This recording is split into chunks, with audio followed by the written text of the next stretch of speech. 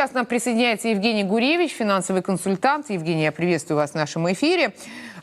Прежде всего, каким образом можно замедлить рост экономики и рынка труда, и что это означает для простых американцев? Вот о чем говорил Пауэлл.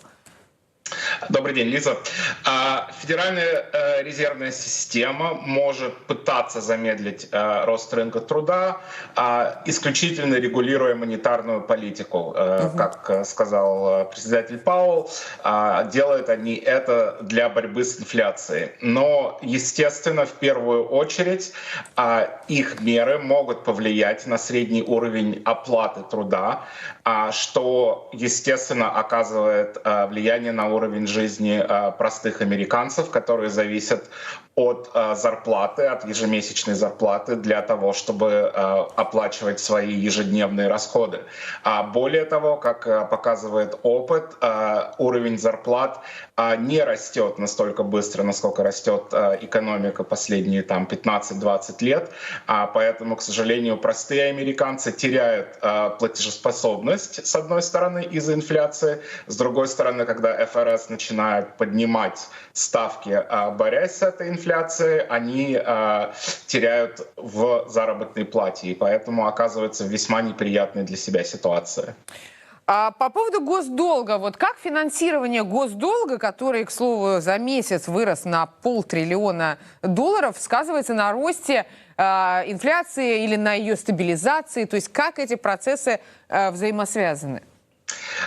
Честно говоря, никто точно не знает. На эту тему было проведено множество исследований. Некоторые исследования говорят, что рост госдолга никак не влияет на инфляцию. Некоторые говорят, что он имеет умеренный эффект на рост инфляции. Естественно, что можно сказать абсолютно с уверенностью на 100%, это то, что с точки зрения психологии и с точки зрения того, как смотрит на доллар весь остальной мир, чем выше наш госдолг, тем меньше доверия вызывает стабильность доллара, его дальнейшее использование в качестве резервной валюты. Но как именно эти механизмы работают, к сожалению, я сейчас, наверное, обижу некоторых экономистов, но не знает никто. А если говорить о недостатке госбюджета?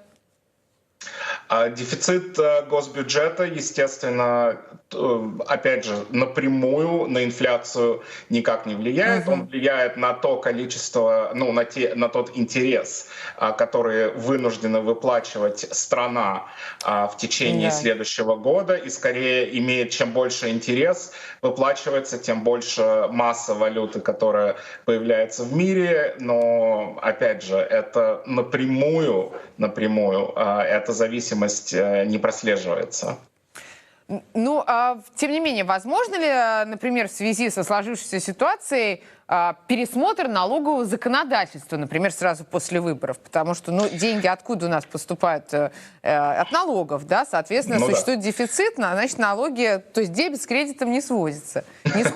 Уже очень-очень давно они не сходятся.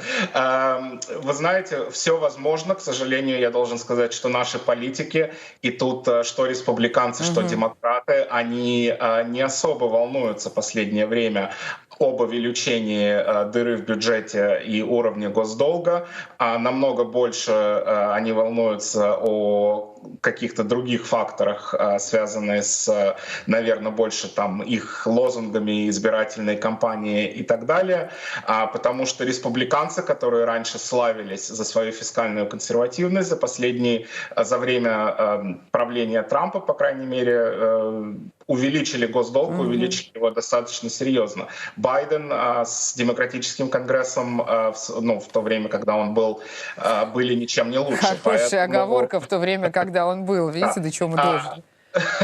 Да. Поэтому, что я могу там сказать? Да, возможно, но у меня нету такого ощущения, что кто-то всерьез сейчас готов заняться вопросом бюджетного дефицита, и что кто-то серьезно готов снижать наши бюджетные проблемы, которые действительно заставляют многих волноваться.